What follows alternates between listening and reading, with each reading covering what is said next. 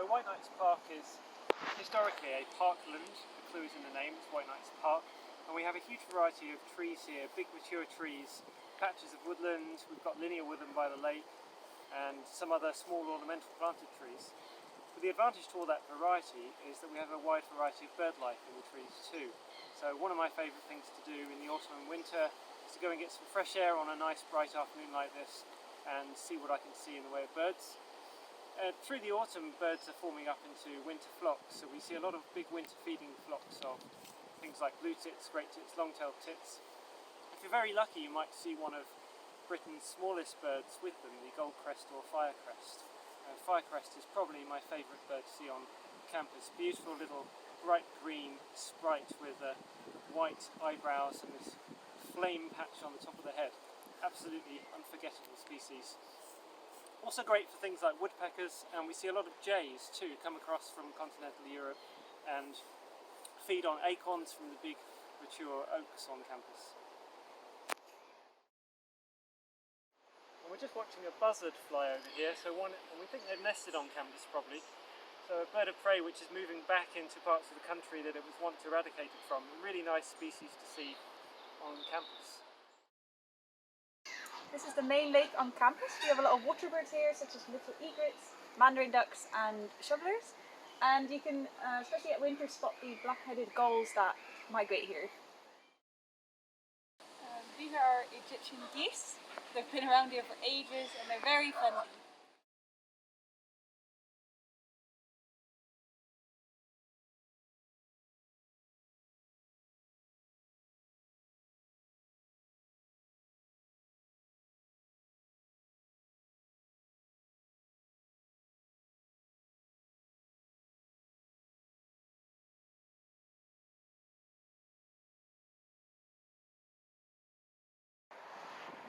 Well, this is dead wood, not very appetising for us, but it's really important for hundreds of species of beetle and flies.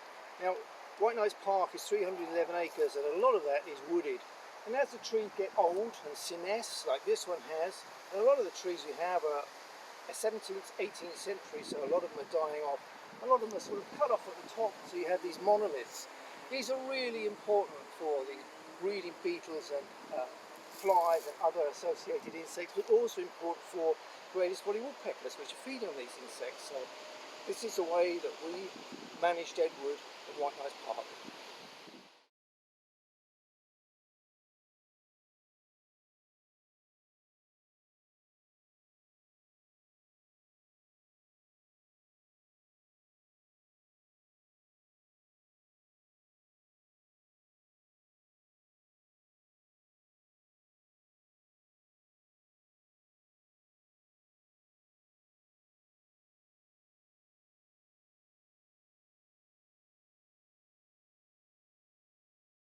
So this is one of many grasslands on campus. This particular one is being meant to rewild over the next couple of years in hopes to see what kind of habitat it may become.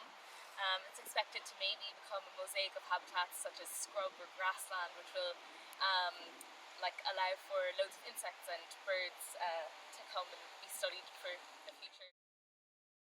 One of the nice things about leaving this area to grow wild over time is that future students will be able to compare their data to that of the students before them and to see a nice projection of how the biodiversity changes over time.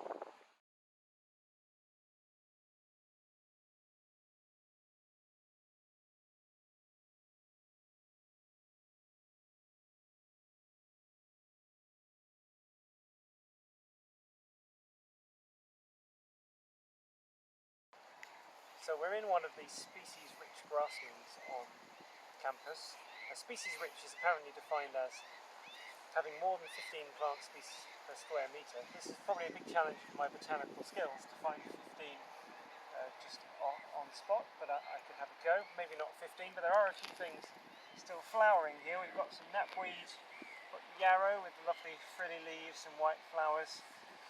This is, although it doesn't feel very dry today because it's been raining, this is a fairly dry grass, and we also have wet grasslands, so we've got a diversity of grassland types, and they're semi-improved, maybe unimproved.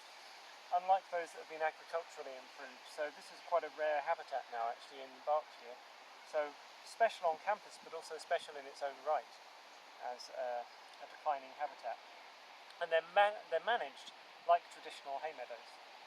So it just gets one cut at the end of the season, and the arisings from that cut are removed and taken away by a farmer who uses them for hay. So it is a traditional hay meadow, if you like, and taking off that material helps to remove nutrients from the grassland, which thins out grasses and allows a bigger variety of wildflowers to flourish. We've just found a nice patch still flowering in November of one of the species you see up in the drier grassland. This is Burnet saxifrage, which is an umbellifer, or in the Apiaceae family. Same family as carrot, coriander, some nice things to eat. Also same family as things like hemlock, very deadly. So I've always thought of it as a bit of a joker as a plant family. Half of them are delicious, half of them will kill you. This one, not so sure, probably not great eating.